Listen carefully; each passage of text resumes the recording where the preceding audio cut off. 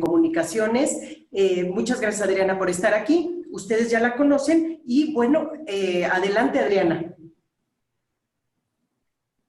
Clarita, qué enorme gusto formar parte de este panel, primero contigo, la autora de este maravilloso libro, con la ministra Ríos Farhat, otra guerrera del interés público, del estudio académico, de cómo intersectan las revisiones judiciales en la política pública de uno de los sectores más importantes de la actividad económica, de telecomunicaciones y medios, de la competencia económica. Realmente agradezco y es un honor tus palabras, su presencia, su interés en estudios e investigaciones como estas. Y de ti, Clara Luz, pues, honor ser cómplice tuya en esta y otras tantas cruzadas por el interés público. Cruzadas desde el análisis, desde la observación, desde escuchar a distintos actores relevantes, desde la doctrina y el derecho positivo, y desde los derechos humanos. Es para mí un honor estar como presentadora de esta obra que no tiene precedentes, aunque no es la primera vez que Clara Luz es pionera en investigación jurídica en temas de telecomunicaciones.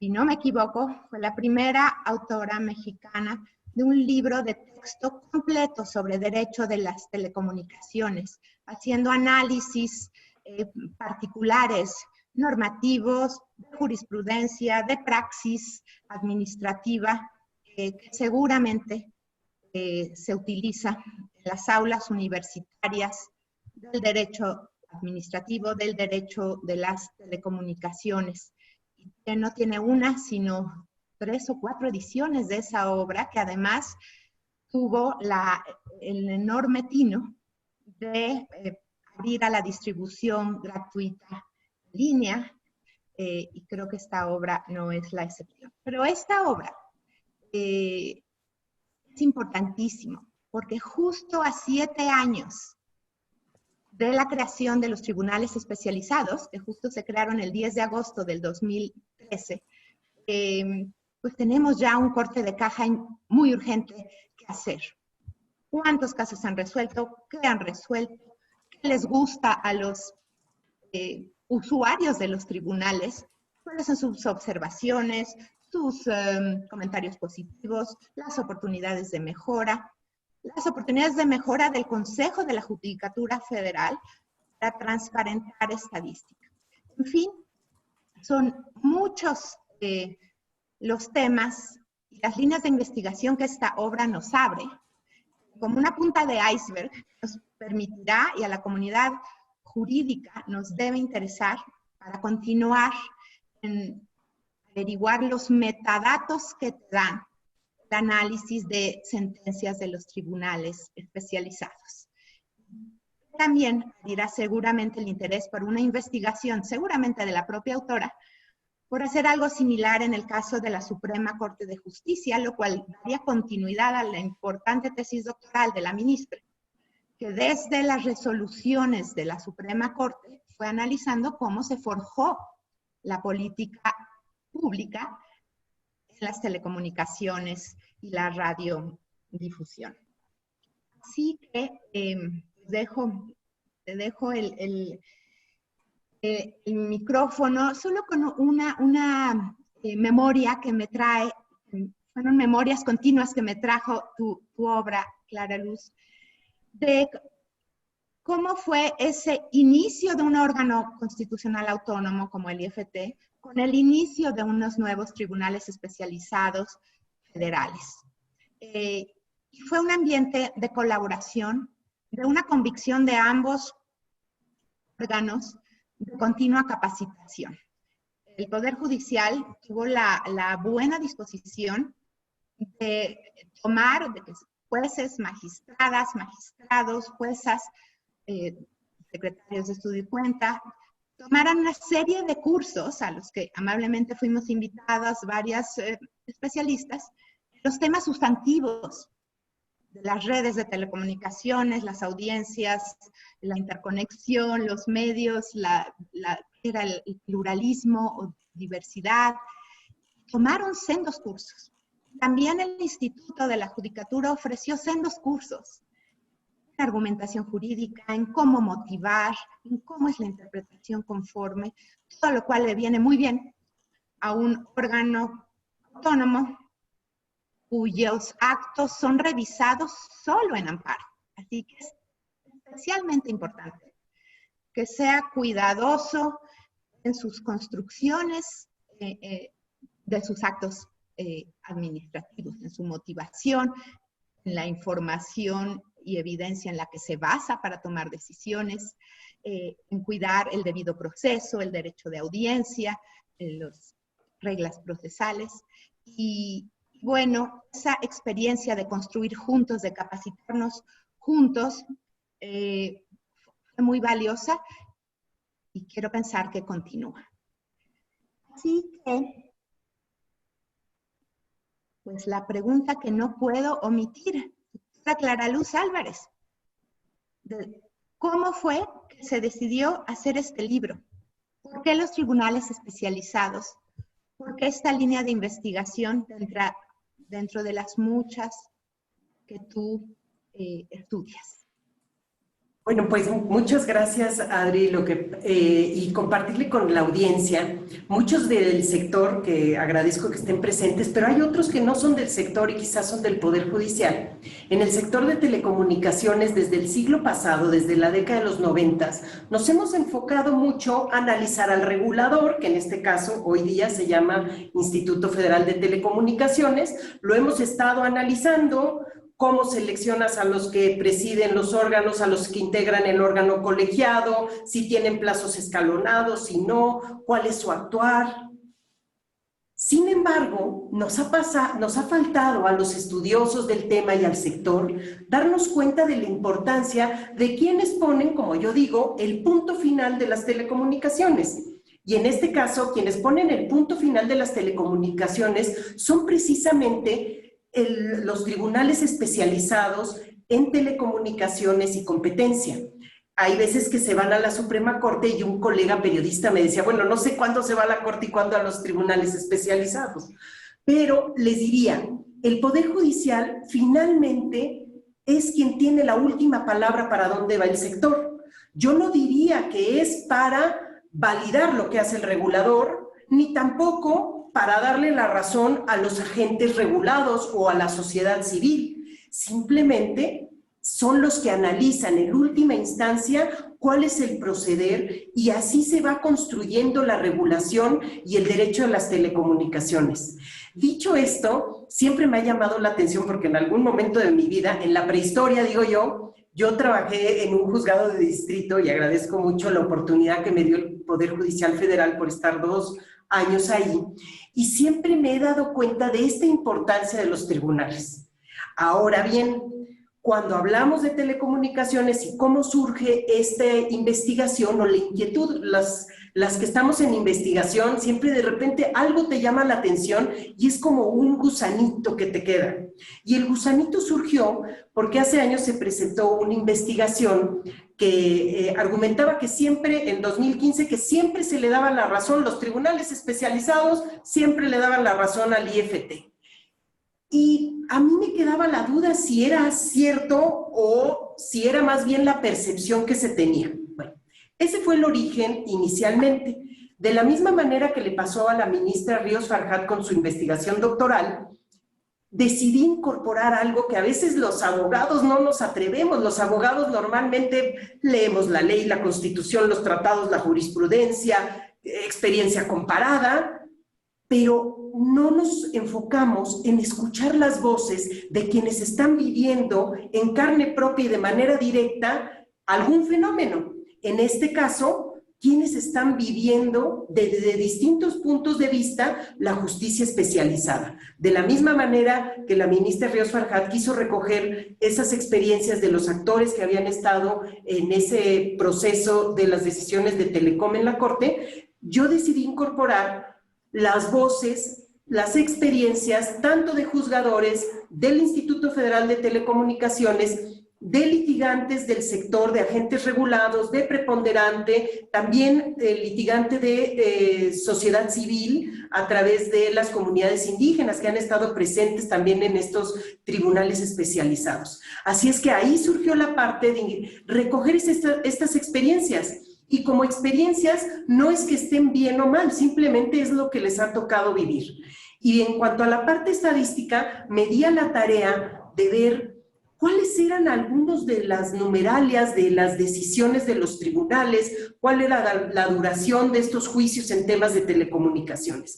Así es como surgió, Adriana, esta investigación, que es una investigación que presenté al Fondo de Investigación, de Fomento a la Investigación de la Universidad Panamericana y resultó ganador para este fondo. Así es que apoyó la Universidad Panamericana, que dicho sea de paso, no tiene interés alguno en ninguno de los actores que participan en la justicia especializada, lo que me permitió una libertad absoluta de recoger información y de plasmar en este libro que los invito a leer, que no tiene, digamos, ningún sesgo, simplemente se presenta la experiencia de los actores y la información estadística. Ahora me gustaría a ti, Adriana, tú que leíste el libro con unos ojos nuevos, porque yo viví con esta investigación un poco más de un año, ¿qué aspectos te llamaron la atención de las experiencias que comentaron los actores relevantes? Gracias, Clara Luz. Pues primero una nota metodológica, que es muy importante.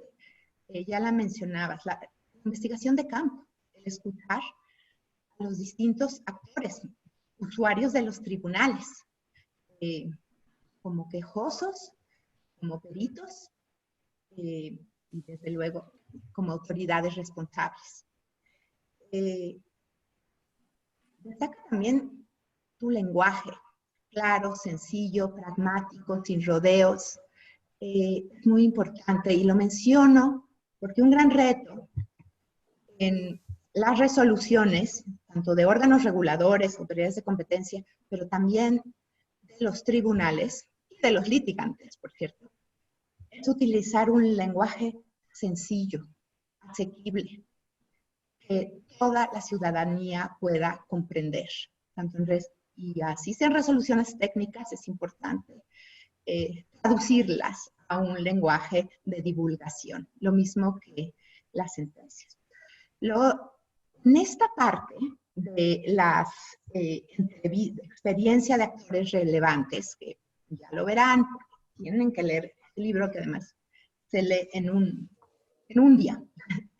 Incluye las preguntas que Clara Luz hizo a los entrevistados. No incluye las respuestas, pero bueno, tal vez en alguna otra, obviamente protege el anonimato y protección de datos personales, pero me llamaron la atención varias respuestas de los entrevistados.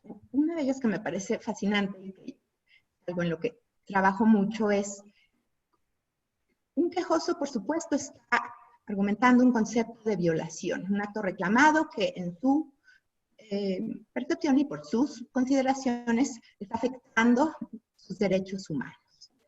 Y el juzgador tiene que analizar eso contra también un interés público, que seguramente serán derechos humanos de colectividades, de usuarios, de audiencias, de los derechos constitucionales y convencionales de los pueblos indígenas, de los derechos constitucionales y del interés superior del menor, de los derechos al acceso a la comunicación, a la información, a la educación. Hoy, cuántas lecciones nos está dejando la pandemia de la importancia de los accesos universales a información, a servicios básicos, a educación a través de las plataformas digitales. Otra cosa que me parece muy importante, algún entrevistado comentó de la importancia de construir respuestas jurídicas. Se los dejo de tarea. Algún otro decía, cualquier argumento técnico que tú hagas valer, pues tiene que ir acompañado de una prueba pericial, pero sin ella estás perdido. Pero luego vemos que los peritajes, la hora de la hora, no se toman tanto en cuenta para definir el sentido de la resolución. Un otro entrevistado decía, ay, pues cómo me gustaría que los tribunales entraran más al fondo sustantivo de los temas, aunque esto está relacionado con la deferencia que se le da al regulador, no se quedara en temas procedimentales o de legalidad. Nunca entramos al fondo y a cuestiones de cómo interpreta el IFT, decía otro entrevistado. Y luego, la autora, dentro de estos aspectos relevantes de los actores entrevistados, me parece muy valioso que destaca aspectos positivos de los que los entrevistados hacen valer de los tribunales especializados y que hay que resaltarlos. Una cosa, querida audiencia, las instituciones excelentes se construyen en varias iteraciones. Cometen errores y se mejoran, ajustan y revisan. Una buena institución no se destruye para volver a empezar de cero. Se mejora, revisa. Tiene que tener, esa es la rendición de cuentas, la mejora continua. Así decían los entrevistados, profundidad en el análisis y hay más conocimientos de los tribunales especializados, de los que podría haber quizá en un juzgado en materia administrativa. Se comparten notas entre los juzgados y tribunales colegiados especializados. Se está resolviendo en mucho menor tiempo y ya verán las estadísticas que nos muestra Clara Luz, muy, muy valiosas. Gran transparencia, las sesiones son públicas. Ojo, IFT, en tiempo real. Hay un escrutinio, hay una cosa invaluable. Cuando un quejoso y la autoridad responsable quieren ir a hablar con el juez o magistrado, más bien, por lo menos a nivel tribunal colegiado, tienen que estar presentes todas las partes. Si el quejoso es el que pide la cita, pues también se cita a la autoridad responsable. Los 3 magistrados reciben a las 2 partes, juntos. Eso me parece invaluable el sistema norteamericano y creo que cualquier juzgador tendría que adoptar ese sistema. Y luego habrá aspectos negativos o mejoras de oportunidad. Pero Clara Luz, ¿qué nos dices tú? Tú entrevistaste personalmente a estos actores. ¿Cuál te destacó más de sus respuestas? O de la lectura de las respuestas. Y aprovecho también para agradecer a todas las personas tan generosas que me compartieron su tiempo y sus experiencias. Para mí ha sido de las investigaciones que más he disfrutado el escuchar y aprender de todas las personas con distintas posturas y todas igualmente válidas. Yo les comentaría, y retomando lo que dice Adriana, los tribunales especializados, igual que cualquier institución, hay oportunidades de mejorar, por supuesto, pero sí creo que en la medida que vayamos construyendo estos tribunales y cualquier otro que podamos capitalizar la investigación en qué se puede mejorar, va a ser importante. Fíjense que cuando entrevisté a los distintos actores, la mayoría me habló de manera positiva de los tribunales, pero también hubo algunos que dijeron, yo no veo que sean tan positivos. Y eso de especializado, ahora sí que, ¿de dónde salió? De un día para otro, alguien que no era especializado, alguien que estaba en un administrativo general, en un tribunal general, de repente ya se vuelve especializado. Eso no es especialidad. Entonces sí les comparto que aquí hubieron posturas que contrastaban. Y ahí son precisamente las oportunidades de mejora que van a encontrar algunas enunciadas en el libro, otras en un artículo académico de investigación que acabo de terminar, porque creo que ahí es donde debemos de seguir construyendo.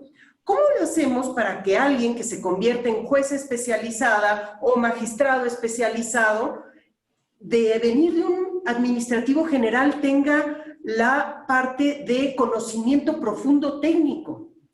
Y fíjense que las personas que entrevisté me dieron muchas respuestas y muchas ideas que van a encontrar en el libro. Algunos proponían que se selecciona a quien va a ocupar cargos de jueces o magistradas y que se les dé un tiempo de 6 meses para que se capaciten, una capacitación previa. Hubo otros que proponían un examen. También se hizo ver que quizá los periodos por los cuales se designan a los titulares de estos órganos era un tiempo muy breve, 4 años, porque en el momento que tú empiezas a conocer los aspectos técnicos de fondo, o sea, hay una curva de aprendizaje evidentemente. Todos los entrevistados señalaron que de los retos de ser actores en la justicia especializada, y cuando hablo de actores hablo de cualquiera de los puntos de vista, que puede ser como el IFT, un litigante, un juzgador o bien una persona que está en el ámbito de las comunidades indígenas. Todos identificaron que el reto es conocer los aspectos técnicos. Y también hubo otro aspecto, Adriana y ministra Ríos Farjat, que me llamó la atención, y creo que esa es una llamada de atención donde tendríamos que poner el foco, es que en el tema de periciales hay mucho por hacer. Para la audiencia que no sea especializada en los temas de tribunales, los juzgadores son especialistas en el derecho. En el caso de los tribunales especializados, se exige que también tengan un conocimiento de aspectos técnicos y económicos vinculados tanto al sector de telecomunicaciones como al sector de competencia y libre mercado. Sin embargo, cuando llega un aspecto muy técnico, como puede ser modelos de costos o términos de economía o de las leyes de la física, las partes y también el tribunal necesita el auxilio de los peritos especializados en esos aspectos que ya son de una profundidad técnica o una profundidad económica que no tendrían los juzgadores por qué saber. Entonces, todos coincidieron que hay un gran reto en cuanto a periciales. ¿Por qué? Porque por una parte, el regulador, el IFT, ofrece como peritos a quienes son funcionarios públicos. Y entonces, ¿qué va a decir un funcionario público de lo que resolvió el pleno del IFT? Pues normalmente, y se imaginarán que dice lo que dice la resolución, como lo expresó atinadamente una de las personas entrevistadas. Pero hay otro problema que es incluso más grave.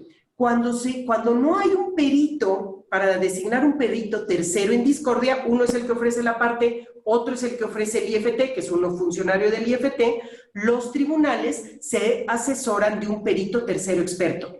Y a veces no hay peritos terceros expertos y recurren a la Fiscalía General de la República, donde quizá sí sean expertos en temas de intervención de comunicaciones, como lo señaló una de las personas entrevistadas, pero no son expertos en el aspecto medular de tecnología. Así es que esas son las cuestiones que me gustaría destacar. Creo que para quienes son estudiosos o interesados en el tema de tribunales especializados o quieran realizar una tesis de licenciatura, maestría o doctorado, bueno, ahí pueden encontrar líneas de investigación que no están exploradas en nuestro país. Pues hasta ahí es lo que yo te comentaría, Adriana. Totalmente. Ministra, también que decirle que sí, cuando usted tiene quisiera la mano participar, levantada. Por favor, ministra, adelante. Perdón, gracias. Es que en realidad solamente iba a saludar, a felicitar a Clara Luz y a saludar a Adriana, pero la verdad es que es un agasajo quedarme y escucharlas. Y hace ratito levanté mi manita. Creo que es muy importante el el libro y que seas, como señalaba yo, tan prolífica, Clara Luz, porque este libro en realidad tiene su origen en una evaluación de cómo van los tribunales especializados, que no tienen ni una década. Surgen precisamente en 2013 con la reforma, pero ya desde el 2012, voces en la COFETEL decían que era necesario. ¿Por qué decían que era necesario? Por la excesiva litigiosidad del sector. Por eso no fue una batalla sencilla, ni fue un tema pacífico. Fue la COFETEL antes de esto de veras libró batallas bien libradas, porque era excesivo el litigio ahí, todo se decidía ahí, al grado que, bueno, se necesitan tribunales especializados, porque prácticamente todo llegaba hasta la propia corte, ¿no? Y tampoco era fácil. Entonces, hay que tener en cuenta siempre qué dio origen a qué cosa, porque eso también ayuda a ir entendiendo la evolución de la regulación. Y tiene mucho más sentido cómo se va a resolver algo que tratar de entenderlo como en un cajoncito distinto. O sea, hay una evolución y hay una orientación, hay un hacia dónde va, ¿no? Por ejemplo, ahorita señalaban que siempre es necesario o siempre vamos a resolver pues dándole la deferencia al regulador, ¿no? Pero ¿contra qué lo contrastamos? Y a veces estamos construyendo sobre la marcha, ¿no? El derecho va avanzando, las tecnologías van avanzando, las políticas internacionales van avanzando, las necesidades económicas, sociales, laborales mexicanas van avanzando. Entonces son muchas aristas sobre las cuales tiene que haber una unidad. Pero ¿cuál es el parámetro de unidad?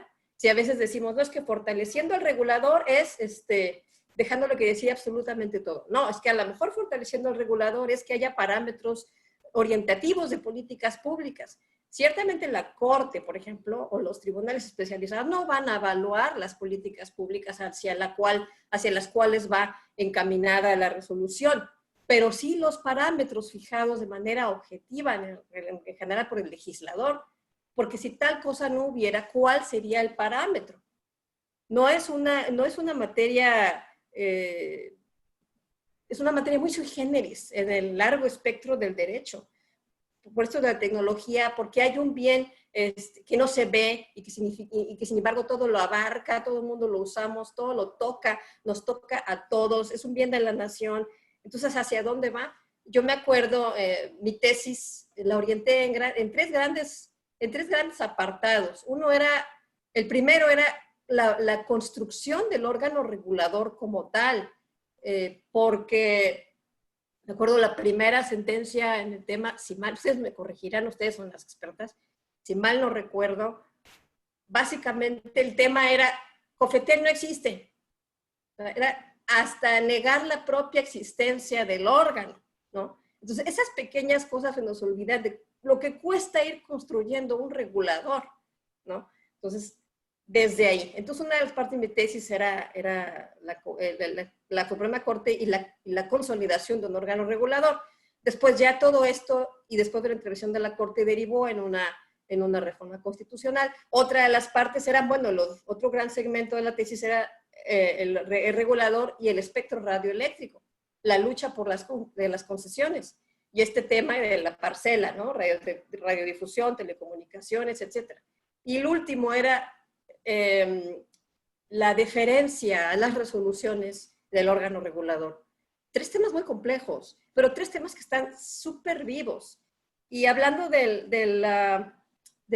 viene a la memoria ahorita que lo mencioné, Clara Luz, una cosa que tú me dijiste en un café que nos tomamos en relación con la tesis, y que era, que a lo mejor, digo, era una reflexión a la taza de café, ¿no? A lo mejor no era necesario un órgano constitucional como tal, ¿no? Finalmente, lo que sea, la verdad sea dicha, la Corte, a base de sentencias, ya había apuntalado una fortaleza y una autonomía del órgano. Tú más bien lo que te importaba era que tuviera la atribución de los contenidos, que pudieran definirse los contenidos, ¿no?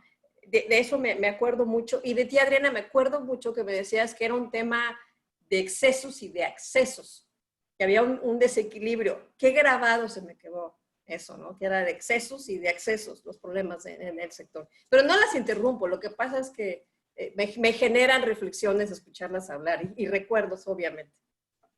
No, encantadas. Yo les diría, tanto a Adriana como a usted, ministra, si cuando es que algo pasó aquí que no puedo verlas, entonces tengo que voltear para allá para verlas. Pero si quieren hablar ustedes, adelante, porque no las estoy viendo. Entonces estoy viendo a una cámara, desafortunadamente. Muchas gracias, ministra, y qué buena memoria, pero sí, efectivamente, yo creo que las instituciones se van construyendo, y dicho sea de paso, lo que hoy vemos como el IFT, que tiene toda una construcción, es algo que viene del siglo pasado y que se fue construyendo a base de sentencias, que después vinieron a recogerse muchas de esas sentencias ya en la reforma constitucional de 2013.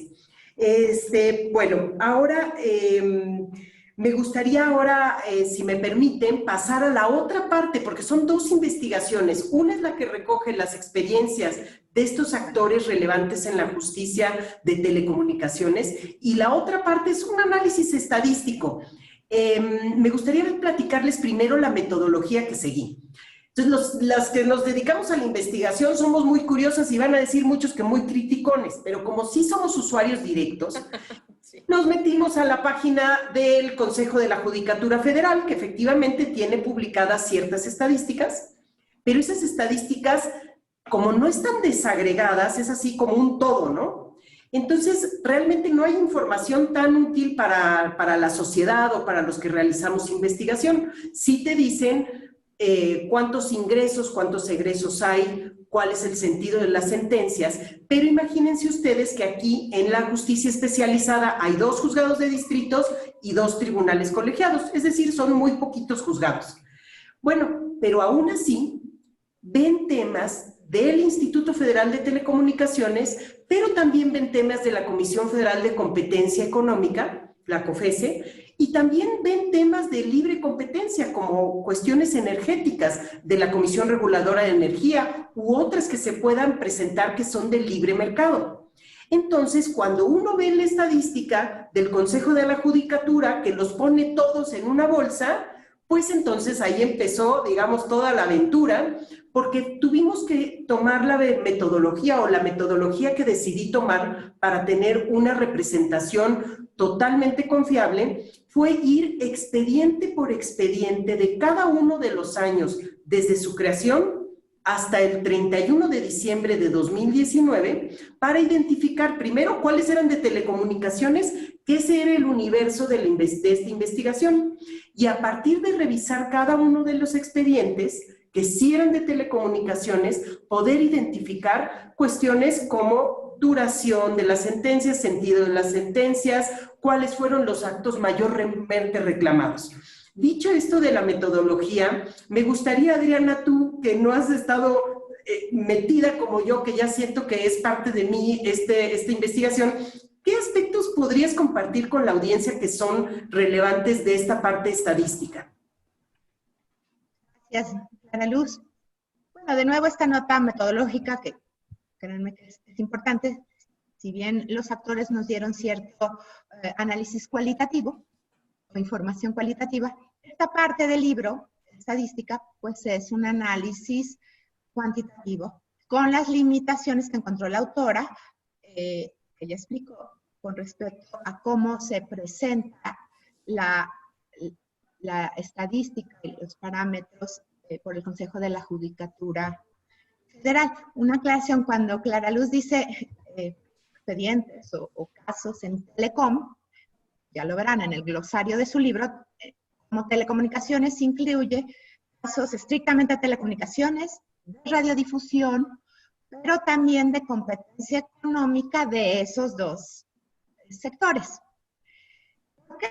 Porque así los clasificó el Consejo, lo cual no nos permite desagregar temas estrictamente de competencia económica de telecomunicaciones y radiodifusión, separados de temas regulatorios, ex ante, o en que el instituto, en su carácter de regulador sectorial, resuelve. Bueno, esto es nada más para aclarar que Telecom engloba esos aspectos, Telecom, radiodifusión y competencia de esos 2 sectores. el libro da una buena muestra de parámetros. Bueno, por cierto, en ese periodo de 6 años de expedientes integrados, pues estos tribunales integraron un total de 5.173 expedientes, pero eso sí incluyen a los de la COFESE como autoridad responsable. Los de Telecom son 2.786 expedientes integrados, o sea que son demandas transmitidas en este periodo 2013-2019. Bueno, una buena numeralia, saber. La estadística nos indica el sentido de las resoluciones, aunque esto no es un partido de fútbol, pero pues el quejoso ganó la autoridad responsable, porque ahí sí hay que desagregar y analizar, no solo por actos reclamados. Me encantaría, pero necesitamos que el Consejo de la Judicatura nos desagregue mucho más la información, los conceptos de violación. Sería una información utilísima del propio IFTI y la propia COFESE. ¿En qué puedo mejorar?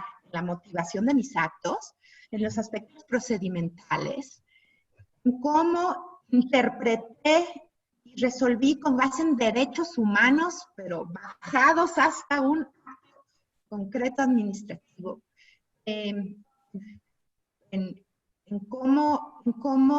qué información y evidencia usé para resolver lo que se resolvió. En fin. Entonces, me encantó todas las gráficas del libro. Pone de duración, sentido de la resolución, casos sobreseídos, casos en que también en sentido de resolución puede ser mixto, ¿no? Se otorga el amparo y se sobresee en para alguna de las partes o para algún concepto. En fin, hay resoluciones mixtas, pero además, luego, en el caso de los tribunales colegiados, ¿en qué porcentaje confirman las sentencias de los juzgados de distrito, revocan o modifican? En fin, pero hay una cuestión, y ve uno también la evolución en el tiempo, ¿no? Tanto en el número de casos, como subieron de acuerdo a hitos importantes. En 2014 se expidió la Ley Federal de Telecomunicaciones, que generó varios amparos. Casi generamos una controversia constitucional desde el instituto, pero pues solo 2 comisionadas hicimos la controversia. Lo menciono, porque si esa controversia se hubiera presentado, la del IFT, contra el Congreso de la Unión, nos hubiéramos ahorrado años de amparos individuales, los cuales cuestan, detienen, y muchos llevaron 5 años. Amparos contra, ahí no contra actos del instituto, sino contra preceptos de la ley reglamentaria, que tuvieron distintos agentes económicos, incluyendo, o sea, comerciales o sociales, ir impugnando. Cuando se pudo haber, vía controversia constitucional, que yo sé que es de invasión de competencias constitucionales, pero que también puede incluir ciertos aspectos, cuando esa invasión de competencias incide en la constitucionalidad de algún precepto, como poner tarifas en la ley, como decir que el idioma nacional en este país es 1 en vez de 69, ¿no? No solo el español. En fin. Ahora, no nos dice la estadística, esto es bien interesante, lo que no pudo ilustrar y visibilizar este libro fue porque no lo visibiliza la estadística del Consejo de la Judicatura. Se desglose, me encantaría, y aquí, perdón, un llamado importantísimo a todos los que nos escuchan. Se necesita que el gobierno en los 3 poderes y en los 3 niveles de gobierno y órganos autónomos generen más bases de datos. No necesitamos fichas técnicas o PDFs, necesitamos bases de datos de acuerdo al mandato de gobierno abierto y datos abiertos, que está en la ley de transparencia y acceso a la información, con bases de datos, el Consejo puede poner una serie de variables de cada juicio, de cada expediente, sin revelar datos personales, pero sí me gustaría también saber quiénes usan más la justicia federal de los tribunales especializados. Los concesionarios comerciales, los públicos, los sociales, las audiencias, sus organizaciones, los usuarios, hacen uso del interés legítimo para defender el interés público y que sea justiciable cuando el garante no lo tutela. Entonces, ojalá se generen bases de datos de estos tribunales con muchísimas variables por cada caso, sin revelar los datos, hasta el grado de conceptos de violación, ¿no? Las periciales, sí, en fin, todo eso podría traducirse en lecturas que las autoridades responsables podrían hacer para mejorar los órganos. Y de 500 resoluciones, el 10% de las resoluciones de un órgano, sea el que sea, están mal motivadas y fundamentadas, pues algo te dice. El 20% están basadas en información exacta, pues eso algo te dice. Y el 30%, como fue el inicio, verán que en el libro se dice que el acto reclamado más común en algún inicio, por lo menos, fueron las sanciones. Las multas impuestas por el instituto, basadas en un capítulo de sanciones de la ley, muy mal hecho, perdón. Y ya la Corte ha declarado inconstitucional algunas acciones del capítulo de sanciones de la ley. Bueno, pues entonces está un poco limitado el instituto, pero también creo que yo voté en contra como de 500 sanciones, porque el acto de notificación y de verificación y de cómo te notifico, cómo comisiono a un verificador a que haga una supervisión a ver si estás incumpliendo. Decían, notifico al verificador Juan Pérez a buscar en el municipio de Naucalpan algo. Imagínense si eso cumple con requisitos de debido proceso, ¿no? En fin, esa información desagregada daría mucha información para que las autoridades responsables, sean las que sean, mejoren su argumentación, su motivación y sus resoluciones en general.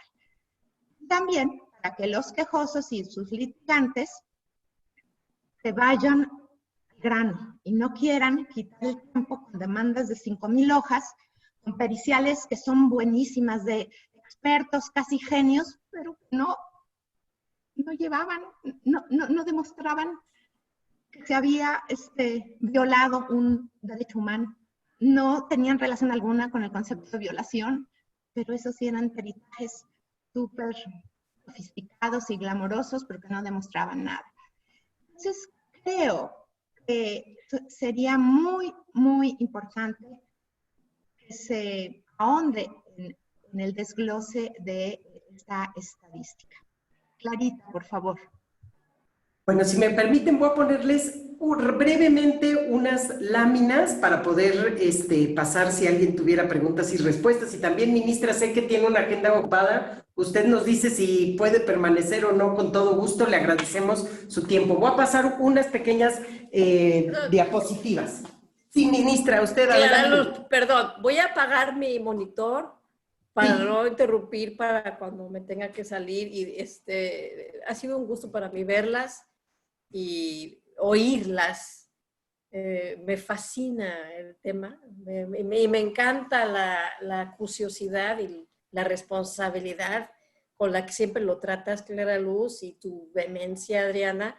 De hecho, cuando se estaban librando todas esas batallas, Adriana, aquí estás en Confetel, y pues los libros de Clara Luz y sus ensayos pues orientaban mucho de las decisiones en un páramo yermo ahí, ¿no? Voy a apagar el monitor. Insisto que pues solamente quería saludarlas y ya me quedé aquí yo departiendo, lo cual me parece una intromisión, pero muchas felicidades a las dos, de verdad, muchas felicidades, especialmente a ti, Clara Luz.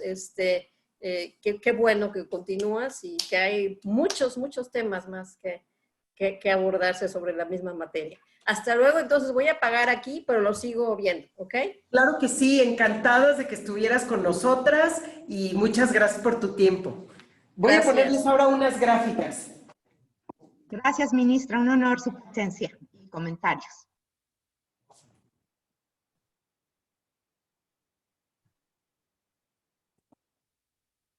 Espero que lo estén viendo. Cuéntenme, ¿sí lo están viendo? Nuestra lámina. Bueno. Fíjense que la primera lámina que les quiero mostrar... Perdóname, no se ve la pantalla. No sé si le puedes dar compartir pantalla. Ah, sí, espérenme, que entonces estoy... No aprendí bien la clase del... Espérenme un segundito.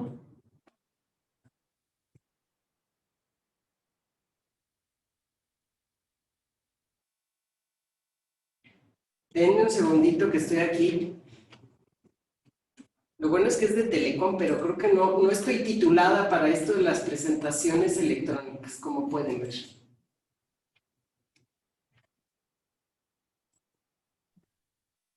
Ya que la tengas en tu pantalla, la lámina. ¿Lista? ¿Ya ahí la ven o no? No. No, creo que sí. Pero...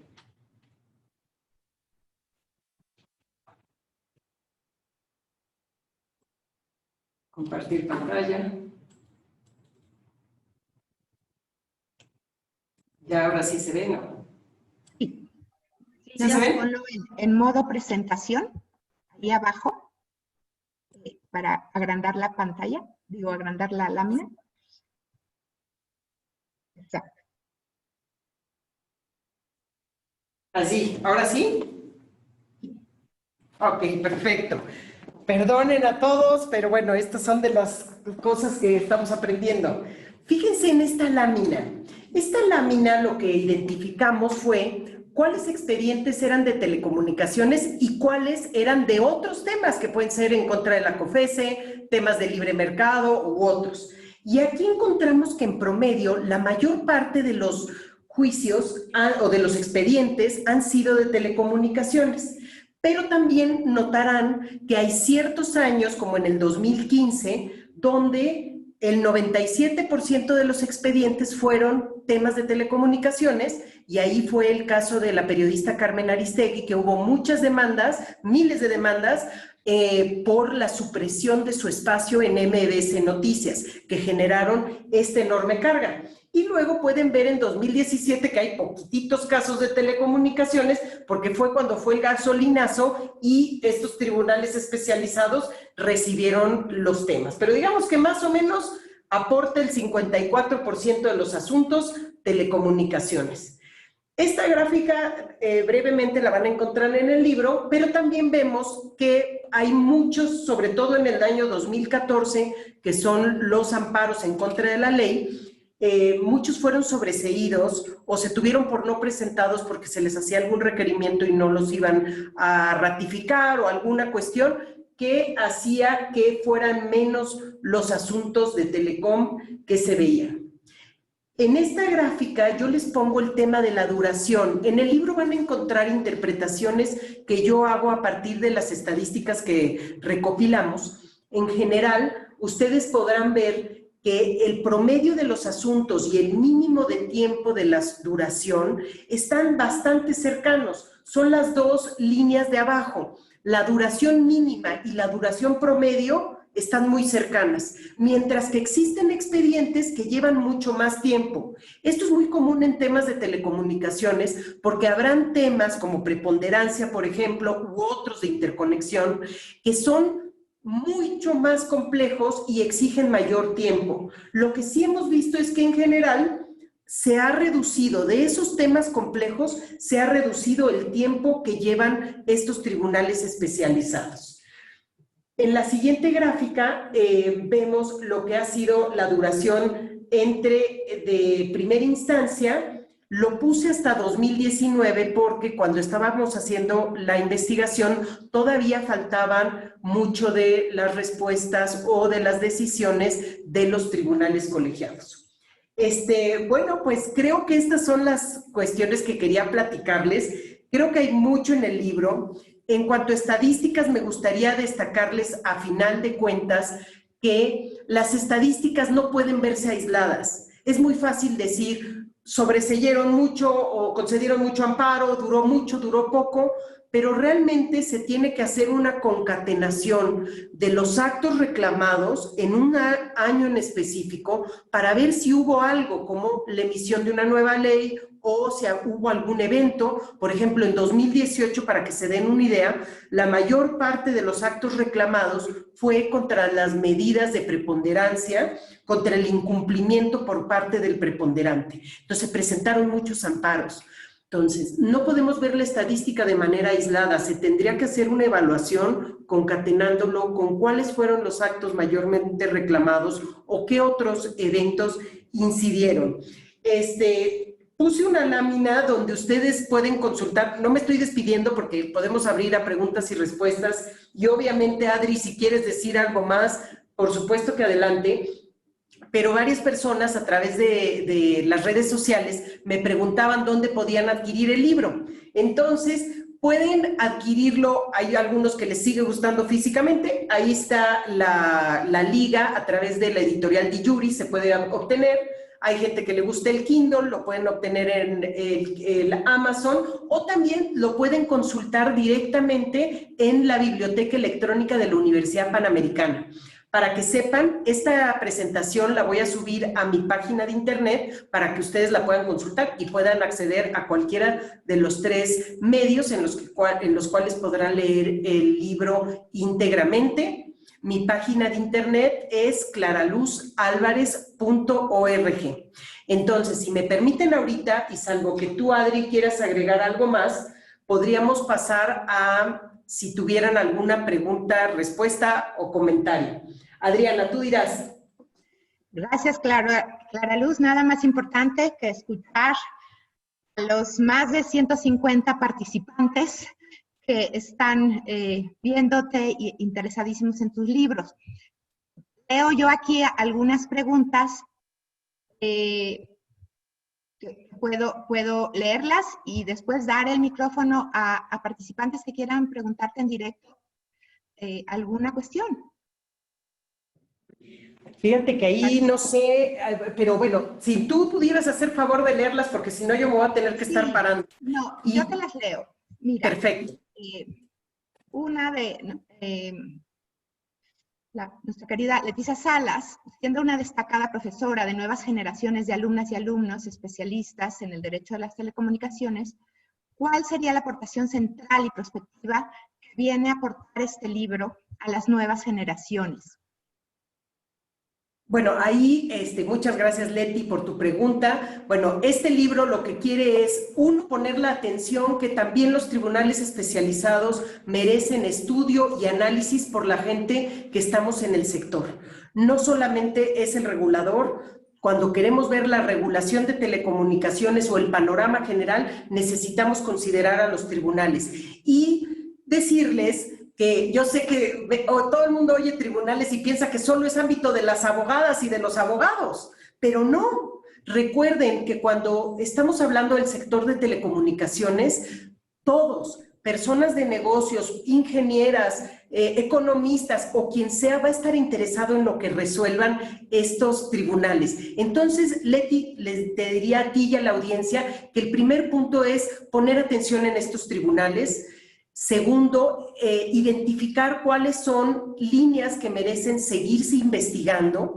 No vale simplemente descartar a los tribunales diciendo que siempre le dan la razón al regulador, ni tampoco decir que todo está bien, sino vayamos identificando qué oportunidades de mejorar hay. Voy a mencionar una, el proceso de selección de los juzgadores.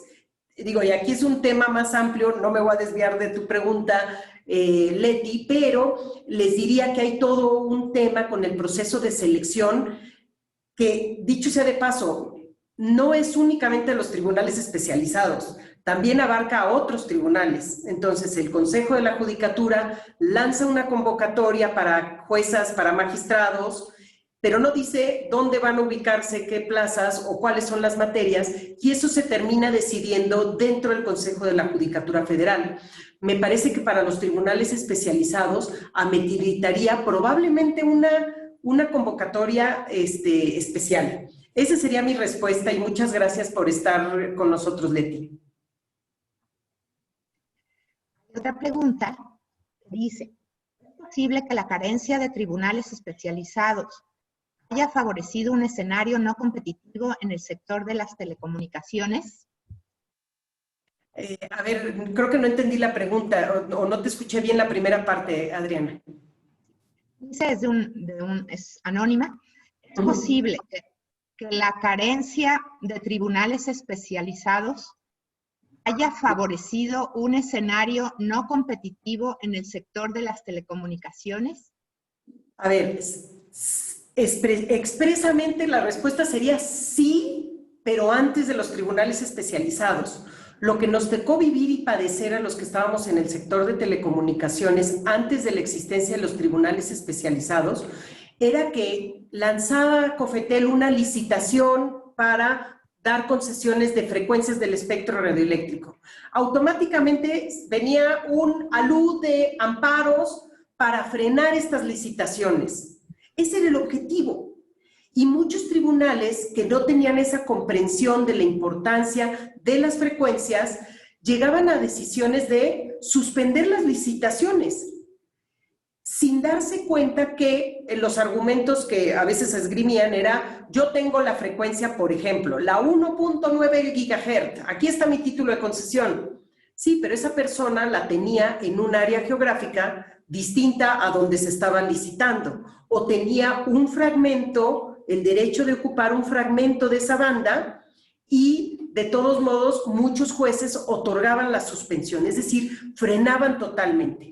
Tenemos el caso de Telmex. El caso de Telmex, en 1997 se le decretó por la entonces Comisión Federal de Competencia como dominante. Y bueno, para no hacerles el cuento largo, recibió diversas suspensiones, pasaron 10 años y de plano la autoridad le dio carpetazo al asunto. Todo esto es para comentarles que también ha sido un proceso en el Poder Judicial de aprendizaje. Hay que reconocer que ahora sí que a fuerza de los asuntos que fue viendo el Poder Judicial Federal, se fueron estableciendo precedentes que, por ejemplo, no procedía el suspender los actos de las autoridades en materia de prácticas monopólicas. O, por ejemplo, no procedía suspender los actos de la Cofetel en temas de interconexión, porque eso es de interés público. Entonces, lentamente se fue forjando casos y precedentes, pero sí, durante muchos años, los tribunales fueron partícipes, inconscientemente, me parece, de al otorgar suspensiones, de frenar políticas favorecedoras a la competencia. De ahí la importancia de la reforma de 2013 y la creación de estos tribunales especializados. Además que en la Constitución, recuerden, ya está prohibido suspender los actos, las normas y las omisiones del Instituto Federal de Telecomunicaciones. Sería mi respuesta, Adri.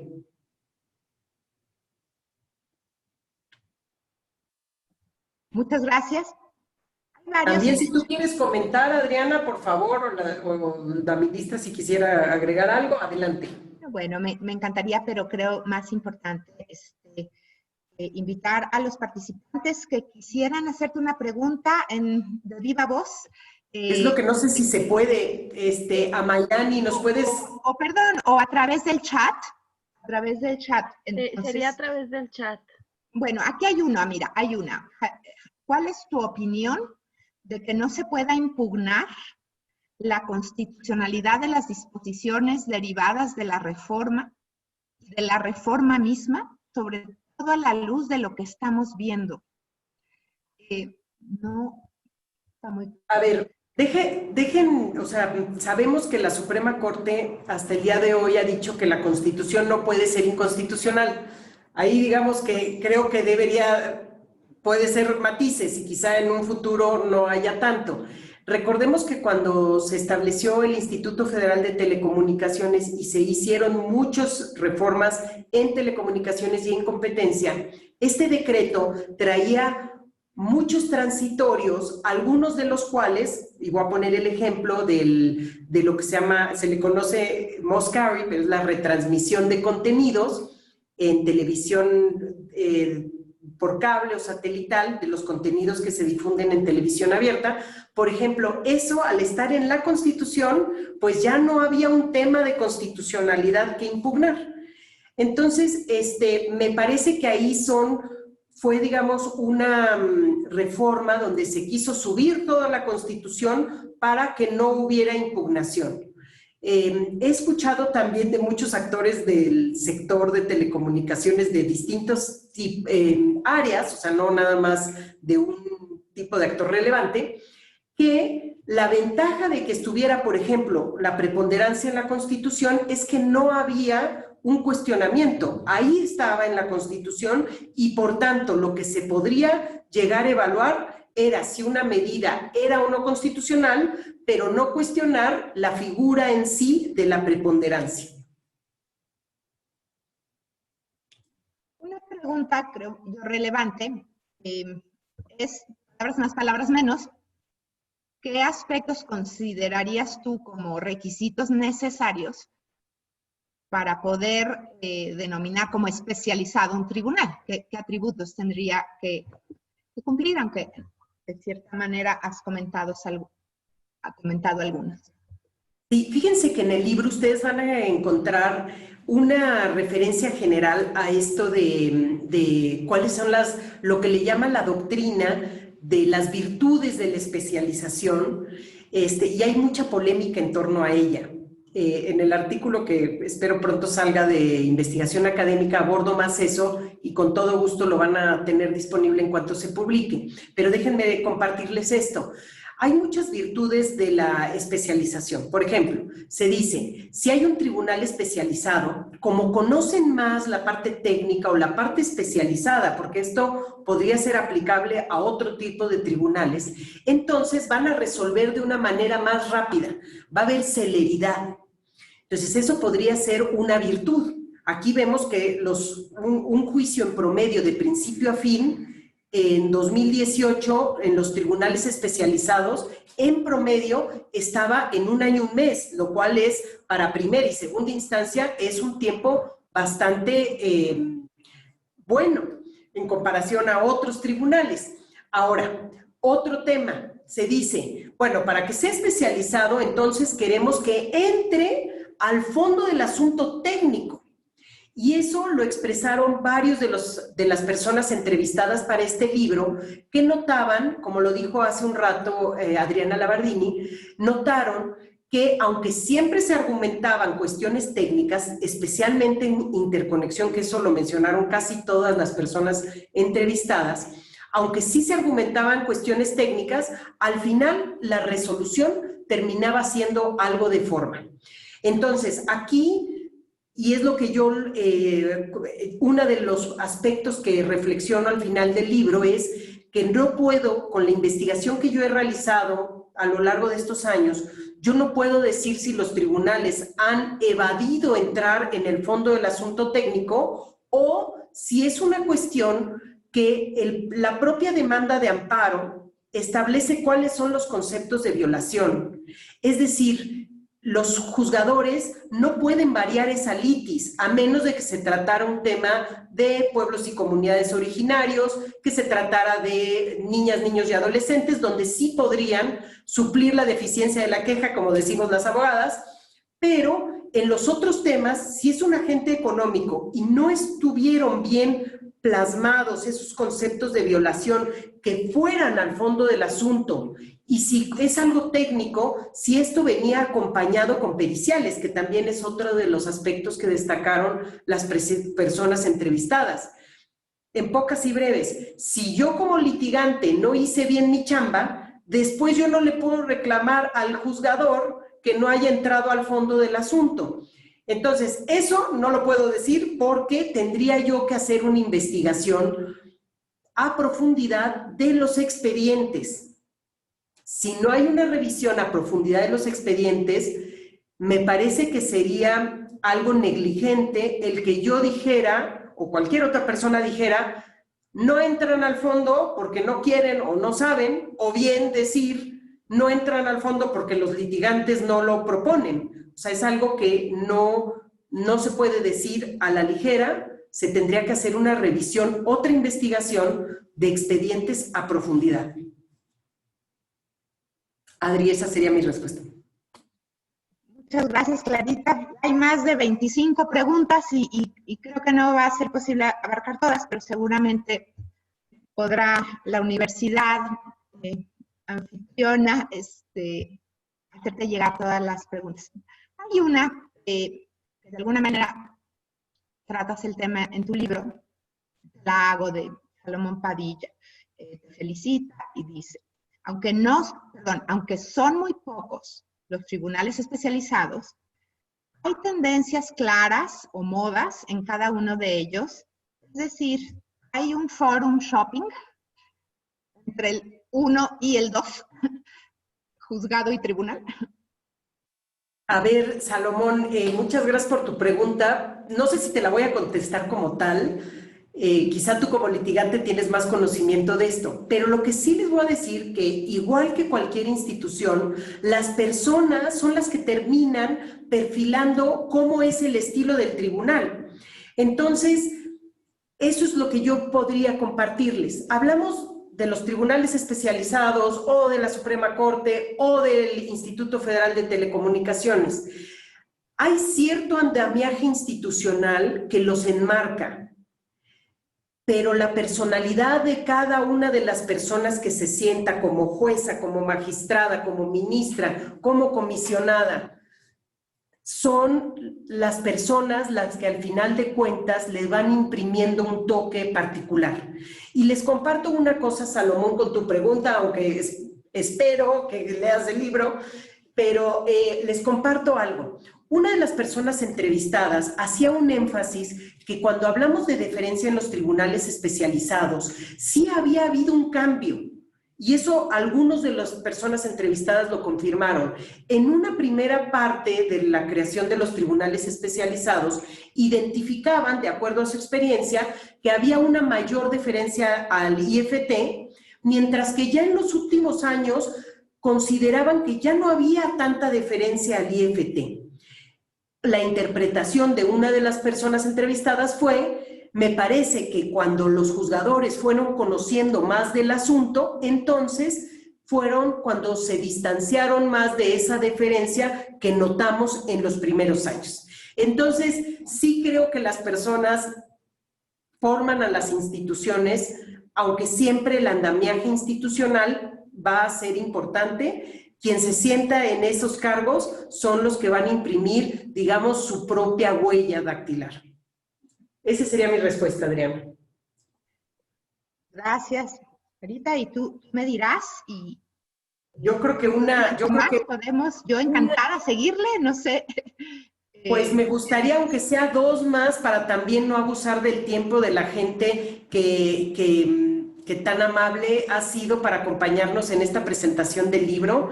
Y si me permites, Adriana, y la audiencia, si pudiéramos tener otras dos preguntas, y evidentemente vamos a la universidad, me propuso que también esta presentación fuera grabada. Yo les avisaré a través de redes sociales dónde va a estar esta presentación.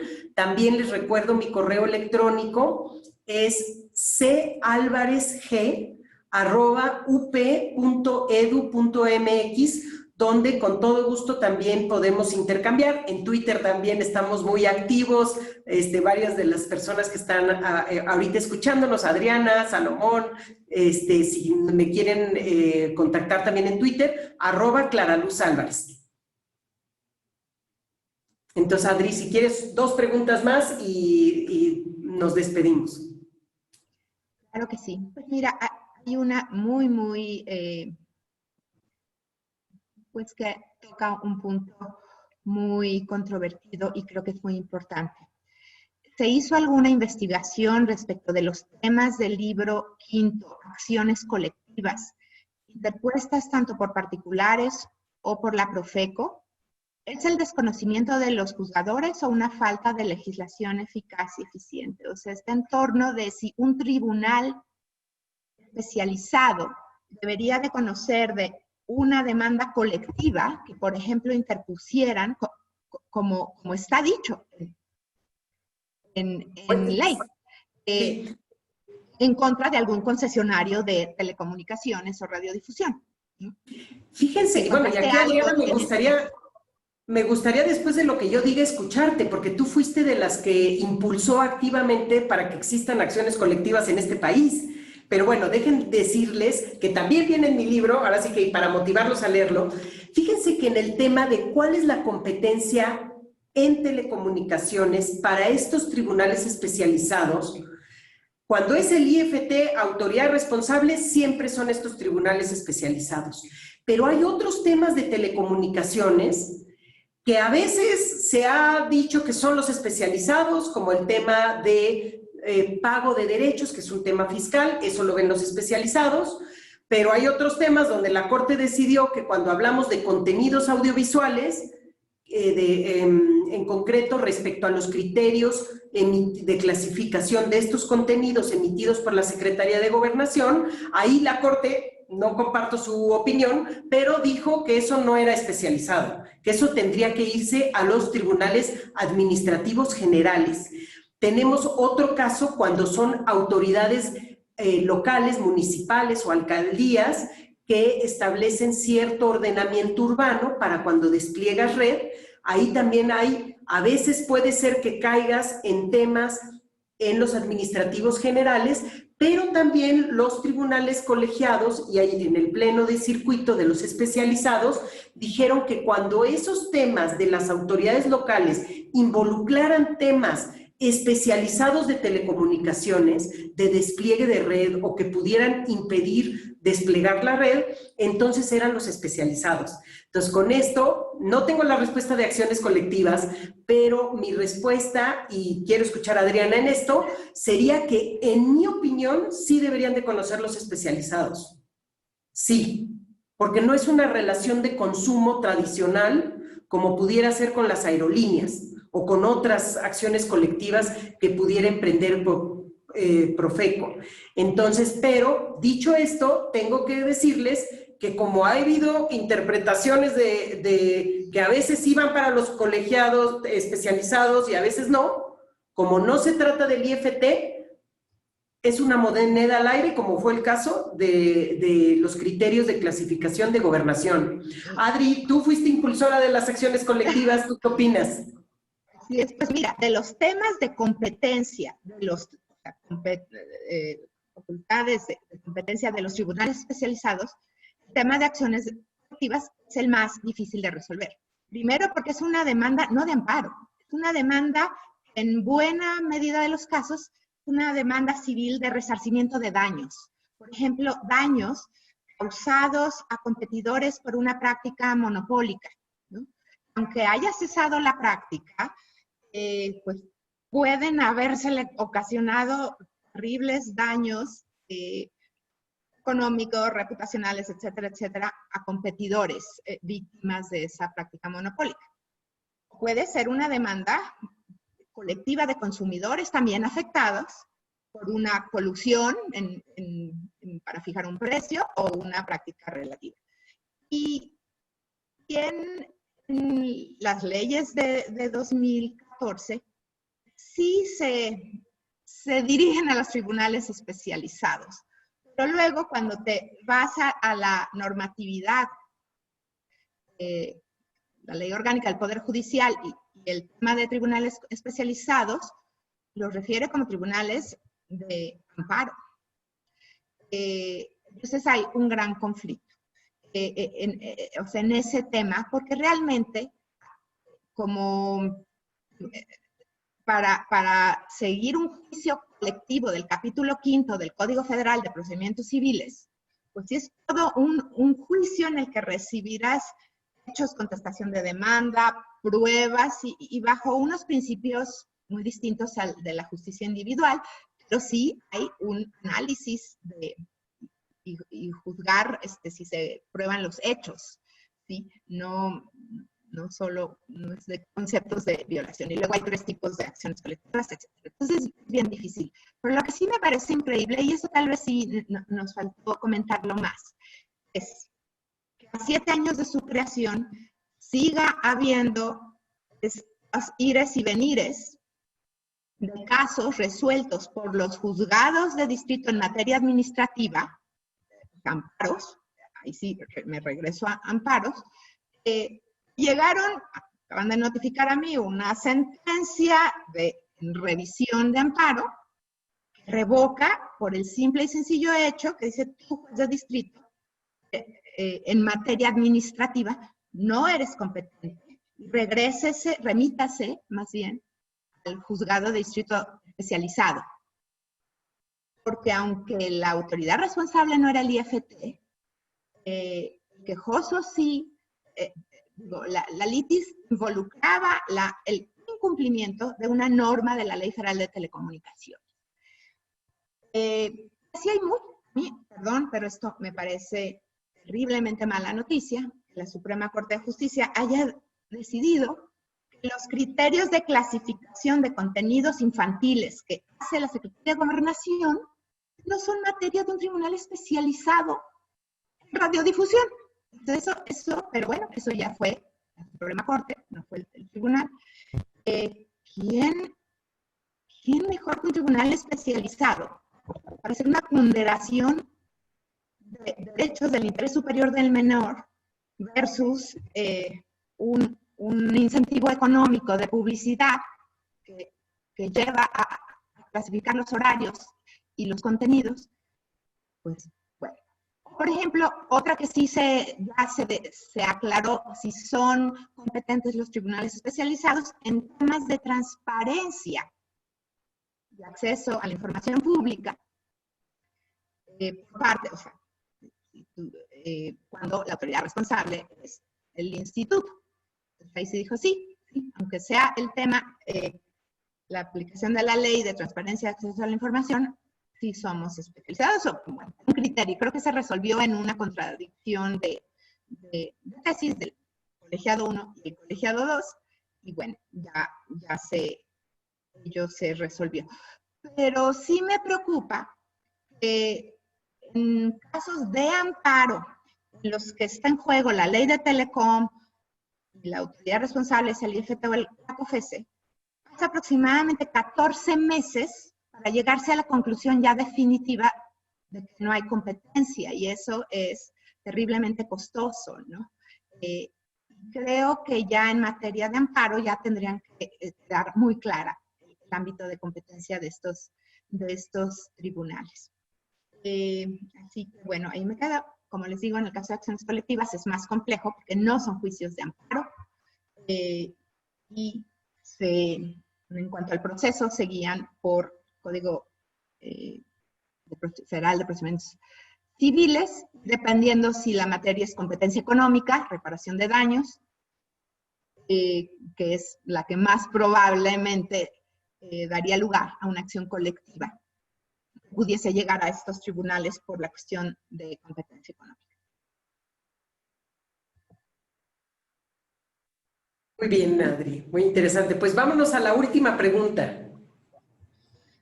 Ay, bueno, así sin seleccionar ni mucho menos. Dice Alejandro Chacón, ¿cuáles son desde su punto de vista las más grandes áreas de oportunidad de los juzgados, tribunales especializados, de los litigantes?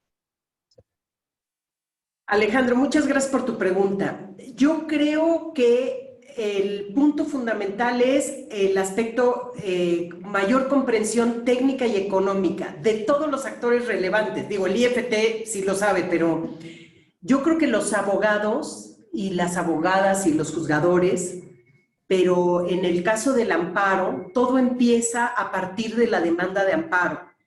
Entonces, quienes litigamos en el sector especializado tenemos una responsabilidad de argumentar debidamente los aspectos de fondo. Y ahí es un cambio en el chip de los que litigamos desde hace muchos años. O sea, creo que la carga la tenemos más desde el sector de los que litigamos para obligar a los juzgadores a que le entren al fondo del asunto.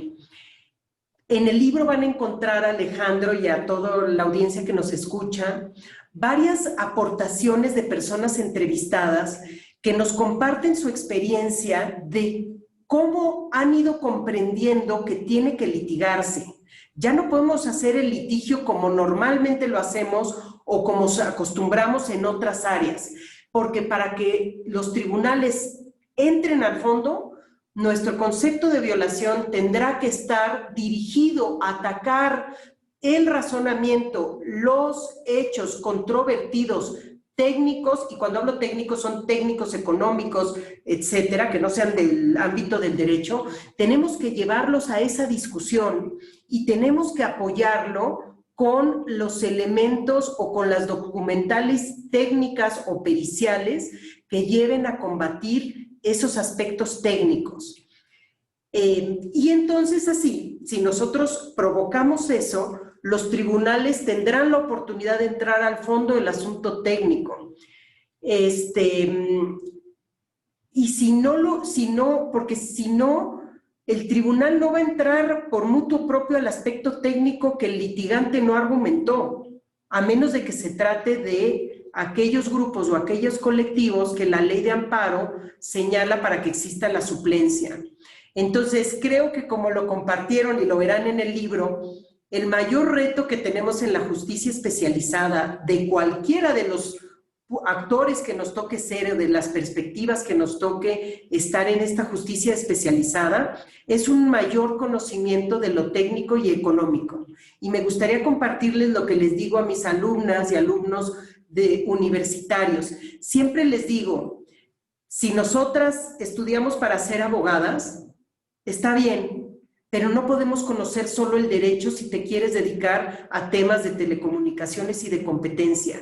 Estamos obligadas a conocer todo el derecho como cualquier otro abogado, pero además tener los conocimientos de ingeniería y de economía que complementen.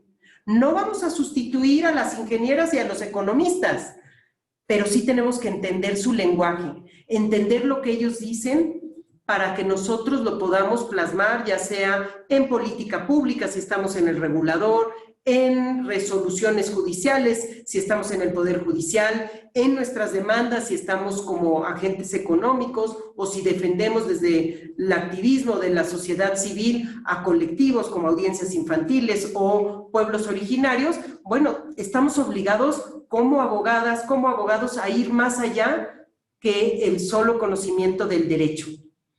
Y bueno, hasta ahí comentaría, Adriana. Y si no tuvieras más, Adri, me gustaría agradecer. No sé si tú quieras decir unas palabras de despedida. Pues sí, Clara Luz, agradecerte primero el que hayas escrito esta obra, que tanta información y líneas de investigación abrirá para cientos de personas que veo interesadas en el tema, desde el ejercicio independiente de la profesión, desde los reguladores, desde los juzgadores.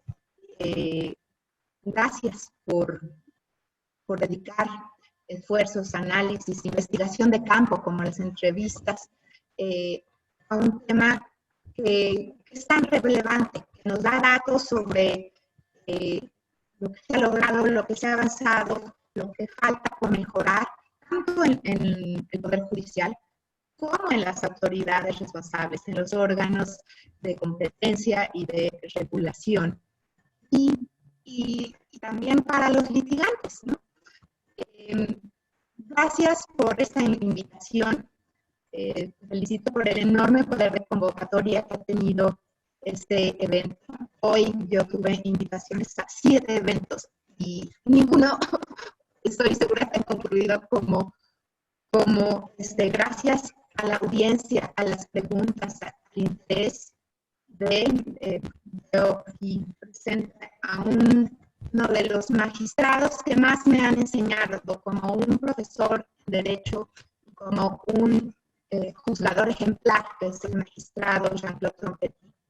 Sí, un estudioso, una persona de ley que escucha, que analiza desde distintas perspectivas, impecable en sus metodologías, impecable éticamente, que dejó un legado tan importante en el Tribunal Colegiado del Circuito Especializado, y en el que ya desafortunadamente no está, pero está en el administrativo en el que estaba anteriormente. A las y los jueces que han sido maravillosos en su voluntad por aprender estos conceptos jurídicos indeterminados, económicos, sociales, antropológicos, técnicos, ingenieriles. Yo los invito a todos y a todas a leer este libro. Hay versión impresa y versión electrónica, que ya lo mencionó la doctora Clara Luz. Está en varias plataformas y presentaciones. Para los estudiantes es algo imperdible, estudiantes de Derecho y estudiantes. Creo que abre oportunidades, yo como excomisionada, para mejorar las resoluciones de los órganos. Y creo que en un contexto en el que estamos de satanizar a los órganos reguladores o considerarlos defectos, no. Este es el tipo de investigación que nos permite acercarnos a ver en dónde debemos de mejorar, ajustar, modificar los actos administrativos, las normas generales y abstractas que crean los órganos reguladores, sus procesos y procedimientos. Y creo que será muy importante, en el caso del instituto, porque es el único en el que en este aspecto podría hablar, de una mucho mejor cercanía entre la unidad de asuntos jurídicos y el pleno del instituto, que es el órgano máximo de gobierno. Una unidad que espero en el futuro responda al pleno, que le dé semanalmente lecturas, como se hizo en el pasado, pero se acerque la relación, porque ¿cómo defiende un jurídico los actos del órgano máximo? ¿Qué aprendizajes le debe dar a las unidades para que no cometan los mismos errores procesales o de motivación o de otra índole? Es importantísimo. Una unidad de asuntos jurídicos es el termómetro y el guía de la legalidad y la legitimidad de los actos. Desde luego, a la Corte le corresponde revisar si hay preceptos inconstitucionales que expulsar del orden jurídico. Gracias, Clara Luz, por poner el ejemplo en lo que es la investigación aplicada en un tema tan central como las telecomunicaciones, la radiodifusión y la competencia económica. Muy buenas noches. Pues agradecerles mucho a todas las personas que generosamente participaron en la investigación, a mis colegas de la Universidad Panamericana que también compartieron todos sus conocimientos para la metodología y cómo mejorarla. No quiero mencionar personas por personas porque luego se me olvida alguien y además estoy muy agradecida con todas. Agradecer a todos ustedes que nos están escuchando a través de esta videoconferencia. Por supuesto, ministra Ana Margarita Ríos Farjat, nos alegró muchísimo el que pudiera estar aquí. Muchísimas gracias. Nos encantará reunirnos pronto, ya que nos permita esta situación que estamos viviendo. Adriana, muchas gracias por todo, por tus palabras y tu tiempo, por continuar pues, buscando contribuir un granito de arena a esta discusión. Les recuerdo que el libro va a estar disponible, bueno, ya está disponible más bien, está disponible en físico, en Kindle y lo pueden consultar gratuitamente en la biblioteca de la Universidad Panamericana en sus recursos electrónicos. Les agradezco mucho su atención, que tengan buena noche. Muchas gracias. Gracias. y felicidades, doctora. Muchas gracias.